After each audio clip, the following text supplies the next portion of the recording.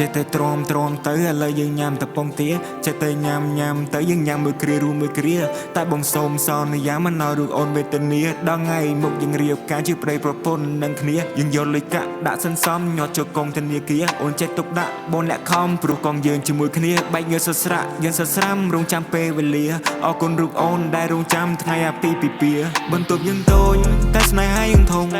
ជាក្មេងកុំហូចខ្លាចជាកងក្រមុំអរគុណដល់មេបាដល់យើងជប់ជុំអូនជាខ្លាចជាម្ដាយគេហើយកុំចេះតែយកបន្ទប់យើងតូចតែស្នេហាយើងធំជាក្មេងកុំហូចខ្លាចជាកងក្រមុំអរគុណដល់មេបាដល់យើងជប់ជុំ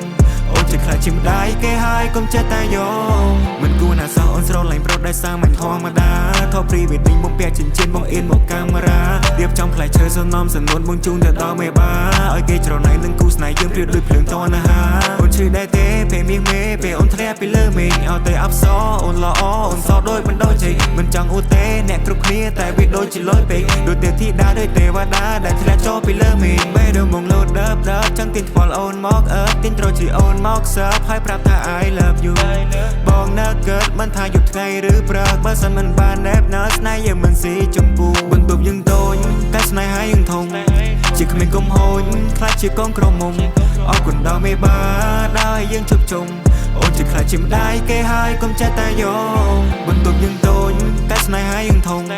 ជាក្មេងកុំហូចខ្លាចជាកងក្រមុំអរគុណដល់មេបាដល់យើងជប់ជុំអូនជាខ្លាចជាម្ដាយគេហើយកុំចេះតែយក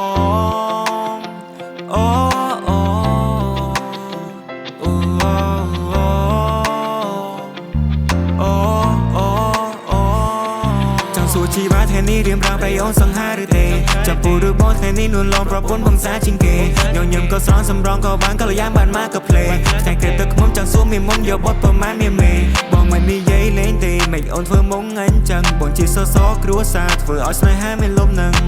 បងចង់មានបទហេតុអ្វីឬអូនធ្វើមុំខឹង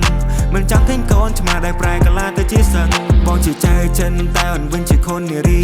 បងជាយ៉ាងគួរតែអូនវិញជាស៊ីឡុងនីស្នេហាយើងក៏ក្រើកអរនជួយព្រះធរណីបងសន្យាជីវិតអូនគឺដូចជាចានសេឈីបងធ្វើឲ្យអូនឲ្យមានសុភមង្គលគ្រាដែលយើងវេទនាតែមានអូនអ្នកជួយបញ្យល់ឲ្យដល់កិនឲ្យបងគិតឲ្យដល់គល់ឲ្យបងយល់ពីការពិនថាស្នេហ៍អូនមាននទីពលអូមកស្នេហាស្នេហ៍បងអូមកស្នេហាតែវ៉ាដាចងក្រងអូមកស្នេហាស្នេហ៍ស្នងអរគុណស្នេហាដែលស្រឡាញ់រុំបងបន្ទប់យើងតូចតែស្នេហាយើងធំជាក្មេងកុំហូចខ្លាចជាកងក្រមុំអរគុណដល់មេបាដល់យើងជប់ជុំអូនជាខ្លាចជាម្ដាយគេហើយកុំចេះតែយកបន្ទប់យើងតូចតែស្នេហាយើងធំជាក្មេងកុំហូចខ្លាចជាកងក្រមុំអរគុណដល់មេបាដល់យើងជប់ជុំអូនជាខ្លាចជាម្ដាយគេហើយកុំចេះតែយក